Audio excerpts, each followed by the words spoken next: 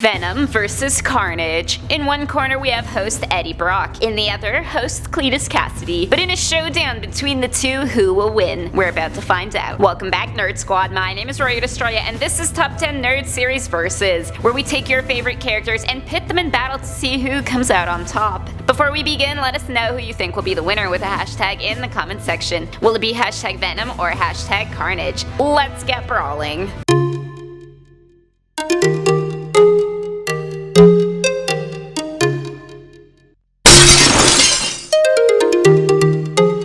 So before we go into the ring with these two, let's take a moment to get to know our competitors. First up, we have Venom and Eddie. As a kid, Eddie had a pretty problematic life. His dad blamed him for killing his mom in childbirth, he was frequently bullied, and he was hit by a car. And you thought your life sucked. Despite that, he acquired a pretty successful career as a journalist for the Daily Globe, and he married his high school sweetheart, Anne Wying. However, his career came to a halt when he wrote an article about the serial killer, the Sin Eater, only to get the wrong guy while Spider-Man caught the real Sin Eater. After this, he blamed Spidey for making him a laughingstock of the journalism world. He was on the verge of suicide when he visited a church one day, the very same one where Peter Parker had fought off the Venom symbiote. Guess he found a new friend that day. Now, on the other hand, we've got Carnage and Cletus. Cletus also had a very troubled childhood, but he was 100% the trouble. He came out of the womb all wrong. He didn't just murder one person in cold blood. No, he killed his grandma, a girl who refused to date him, and an administrator at the orphanage he was sent to live in. Oh yeah, then he burned the orphanage down. He was sent to prison to rot until one day his new cellmate showed up, Eddie Brock and his little alien friend. An alien friend who helped them break out of jail. And an alien friend who was also pregnant and whose offspring bonded with Cletus. Hence, Cletus became the destructive and violent Carnage. So now that we know all about these two, let's take a look at their strengths and weaknesses. To begin, we have Venom. By bonding to a human host, the Venom symbiote has granted Eddie a variety of powers. Firstly, because of its previous contact with Spider-Man, Venom has Spider-Man type abilities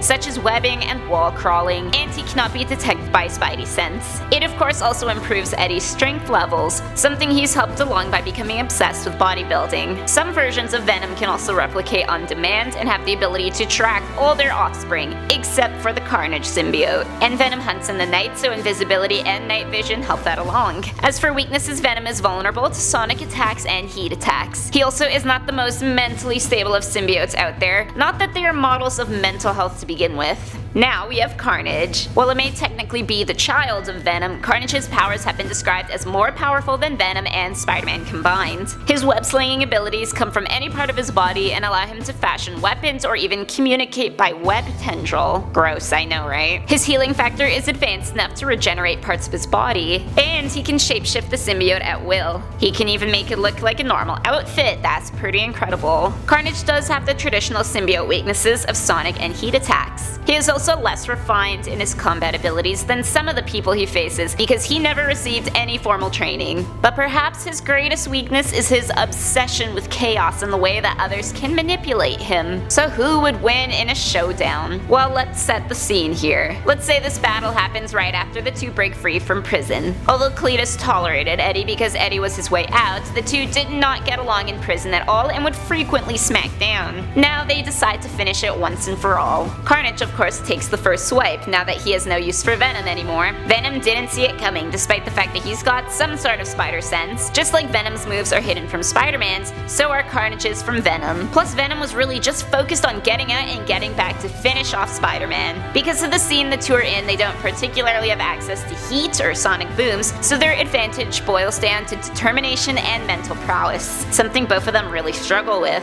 While Carnage is stronger in the physical sense, his mind is all over the place. Venom takes the opportunity to strap him down with webbing and make a break for it. Off to Peter Parker he goes. But suddenly a tendril shoots out from an ensnared Carnage and starts drilling into Venom's head. Yeah, I know, I hate when that happens too. Carnage breaks free, and from that point on, it's kind of all over for Venom, who didn't know what to expect except that the symbiote may be a lot like Venom. Well, it was, just 10 times stronger and crazier. The winner today, Carnage.